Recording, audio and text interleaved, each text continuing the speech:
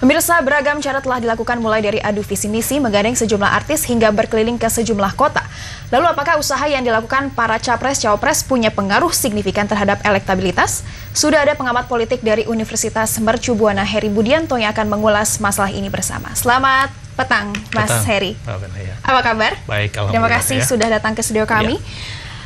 Mas Heri, sudah kita ketahui ini merupakan hari ketiga kampanye dari pasangan calon presiden dan calon wakil presiden. Seberapa efektif sebenarnya kampanye yang sudah dilakukan oleh kedua pasangan tersebut? Iya, saya kira memang diperlukan beberapa aktivitas turun langsung ke bawah ya, ke masyarakat pada akar rumput ya. Itu adalah bagian untuk meningkatkan popularitas. Saya kira kedua pasangan calon hari ini sudah melakukan itu dan kita bisa lihat bahwa mereka makin populer ya di masyarakat. Saya kira memang pada akhirnya empati maupun simpati masyarakat terhadap kedua calon presiden dan calon wakil presiden itu akan meningkat ya. Nah, terutama saya memperhatikan dari mulai pengambilan nomor urut, lalu kemudian juga pada saat deklarasi kampanye damai, spesifik ya, terutama kita lihat pemilih-pemilih rasional, pemilih-pemilih yang tinggal di perkotaan, itu lebih banyak mencurahkan perhatian mereka, memberikan empati kepada pasangan Prabowo Hatta. Nah, ini karena di panggung depan pada saat pasangan ini menyampaikan pidato, memberikan sambutan pada dua momen yang saya sebutkan tadi, itu terlihat bagaimana komunikasi politik yang mereka garap itu betul-betul bisa mengambil hati para pemilih. Jadi sekarang trennya sedang merakyat ya. Tren dari kedua pasangan calon presiden dan cawapres memang ingin mengambil hati masyarakat, kemudian langsung turun ke bawah. Tapi apakah tren tersebut merupakan salah satu jurus pamungkas? Ya, karena memang pada hari ini ya masyarakat itu ingin langsung bertemu dengan calon presiden dan calon wakil presiden. Makanya turun ke lapangan itu adalah sesuatu hal yang mutlak, hal yang harus. Saya kira memang. Jadi kita bisa lihat bahwa tipikal pemilih kita ya, mereka juga ada yang belum menentukan pilihan ya.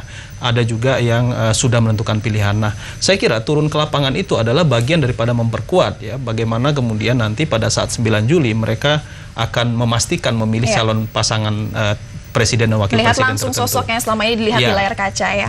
Kemudian tidak hanya untuk turun ke rakyat, masyarakat biasa ke pasar atau kemana, tapi juga ada juga yang langsung mendekatkan diri ataupun sowan begitu istilahnya ke pesantren. Nah, itu bagaimana Pak? Ya, kita bisa lihat bahwa memang pemilih-pemilih kita ini kan ada beberapa tipikal. Kalau beberapa komunitas misalnya pesantren, kita anggap misalnya Nahdien misalnya atau Muhammadiyah, ini memang adalah jumlah komunitasnya besar ya. Selain jumlahnya besar, saya kira ada hal yang menarik lagi di komunitas pesantren, bahwa misalnya di pesantren NU itu mereka sangat patuh kepada kiai. Jadi ada yang namanya istilah patronase figur ya. Artinya pilihan-pilihan politik itu kadang-kadang juga ditentukan oleh figur kiai dan figur-figur ketokohan yang ada di lingkungan pesantren. Jadi mereka menjadi sasaran saya kira bagi calon presiden maupun calon wakil presiden untuk datang lalu kemudian mengambil hati terutama para kiai yang bisa membawa suara yang signifikan bagi pasangan mereka. Betul. Kemudian tidak hanya tokoh masyarakat yang sudah terkenal, artis yang memang menjadi idola masyarakat pun kemudian akhirnya dalam tanda kutip dipergunakan untuk meraih suara. Ya, kita tahu, efektifkah?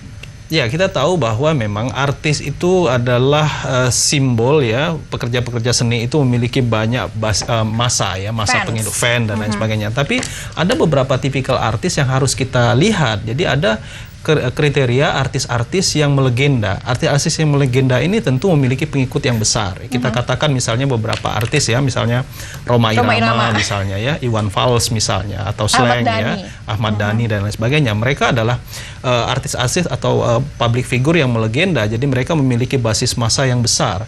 Dan biasanya pilihan-pilihan politik juga akan menentukan, walaupun tidak begitu besar pada akhirnya ya, para penggemar mereka atau fans mereka itu nanti menentukan pilihan politik berdasarkan pilihan politik atau afiliasi daripada artis itu.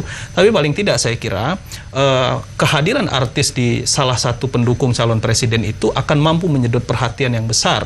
Dan beberapa di antara mereka pasti juga ada tipikal-tipikal pemilih yang belum menentukan pilihan atau swing voters. Maka menurut saya arah-arah daripada artis itu juga akan sangat menentukan pilihan-pilihan politik pada akhirnya. Selain dengan mempergunakan artis yang sudah terkenal, untuk meraih swing voters itu sendiri bagaimana kira-kira? Ya, jadi swing voters itu kan kita bisa lihat jumlahnya besar ya. Saat ini mencapai 40 juta ya, dari 190 juta pemilih nanti yang akan memberikan suara pada saat Pilpres 9 Juli yang akan datang.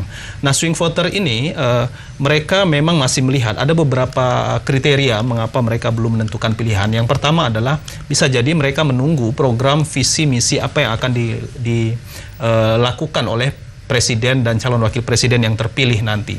Artinya mereka akan menunggu gitu ya, seperti apa. Dan itu saya kira pilihan-pilihan itu akan ditentukan last minute ya, menjelang pemilihan nanti. Kemudian, apakah swing voters itu juga akan terdampak dari black campaign yang sedang marak saat ini? Ya, karena memang biasanya swing voter ini adalah pemilih-pemilih rasional, pemilih-pemilih yang memang mereka banyak diterpa media, termasuk juga media sosial. Mengumpulkan data ya, mengumpulkan informasi sebanyak-banyaknya. Jadi kalau semakin banyak kampanye hitam yang dilakukan, menurut saya juga nanti akan mengganggu si calon presiden maupun calon wakil presiden. Karena ketika arus pesan itu terus disampaikan kepada publik, kepada pemilih, apalagi pemilih yang belum menentukan pilihan, nanti pasti akan mereka terkena efek itu ya. Artinya semakin masif jadi diberikan itu ya, nanti itu bisa jadi menjadi penilaian sebuah kebenaran. Nah, menurut saya cara-cara seperti ini tentu bukanlah cara yang baik ya dalam sebuah kampanye. Tentu kampanye hitam ini